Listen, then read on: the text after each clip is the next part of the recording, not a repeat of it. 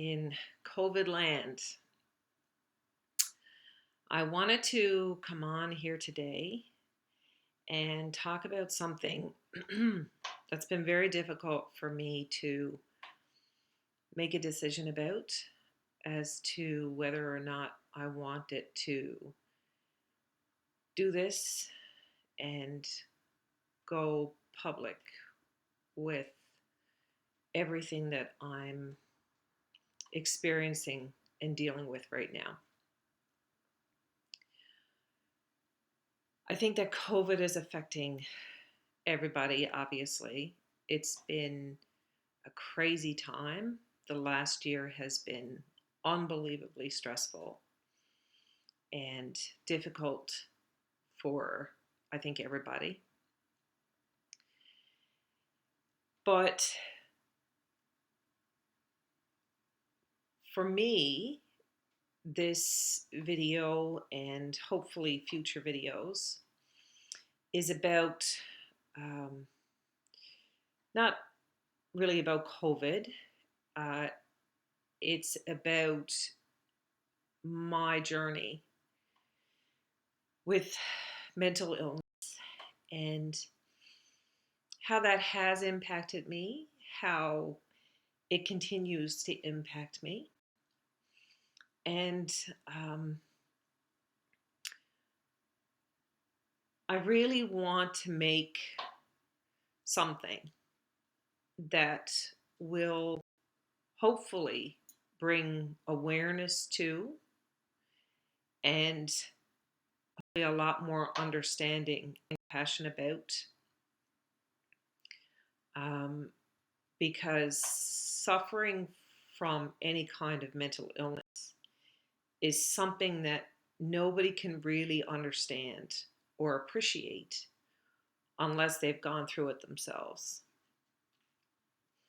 And my whole perspective and understanding about mental illness has changed and grown so much over the years, even more so in the past year and a half or so since I've been actually working in mental health and addictions again.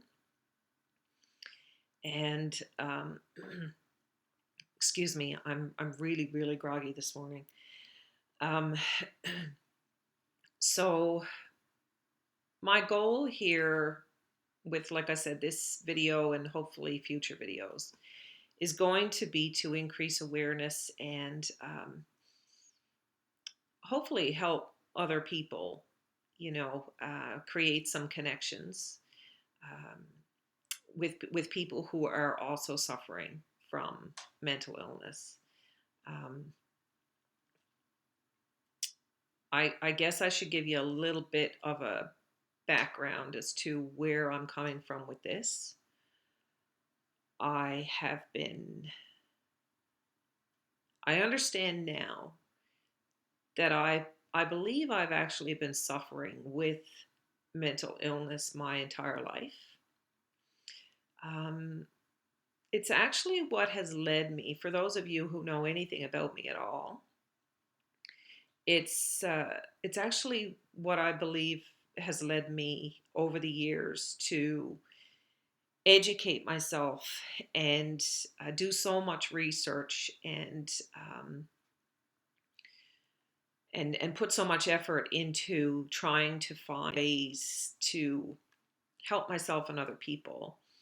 It's what led me to strategic intervention. It's what led me to become a life coach, to write a book, to spend literally thousands and thousands of hours and dollars on personal development, personal growth and development, ways that we can help ourselves and educate ourselves on ways that on things that can help us, improve our daily quality of our daily lives. So I've recently become aware that I believe what I may be suffering from, and it's unbelievable to me at this point that it's taken me, I mean, I'm currently 52, and I just recently came to realize, like within the past 6 months, that what I believe I may actually be suffering from is some kind of form of either PTSD or what I just became aware of, which is complex post traumatic stress disorder. So I'm currently um, off on sick leave. I just, within the last few days, made the decision to step back from my work in mental health and addictions. For those of you who don't know me, I have been managing a community care home that deals with mental health and addictions. And it's through my work in that role that I've actually come to understand a lot more and I guess be open a lot more to my own symptoms and suffering. And so, um, of course, with anything, there's been some sequence of events, but for me, it's been much more of a prolonged, difficult um, struggle. And I'm starting to come to grips, I think, with the fact that I need to start recognizing this. I need to start cutting myself some slack and actually trying to figure this thing out and hopefully at some point possibly even recover because it's really really really tough. And my intention for this whole effort, which is really something that I'm hoping is going to be a long-term thing, because I think I'm about to set on a journey that's going to be really interesting and hopefully really positive. And I think it's really important, especially now in these times, for more people to stand up and start saying, I am not okay. I am not okay. I on so many levels, I am not okay. And I think just allowing myself to begin to recognize and appreciate just how unwell I am and have been. It's scary, it's difficult, but it's also freeing. It's liberating because I think it's important that we just start stopping and recognizing where we're at. And I mean, obviously this doesn't, this is not the case for everybody. It's this is more intended for, you know, that comment is more intended obviously for people who are also suffering. But I also think it's really important for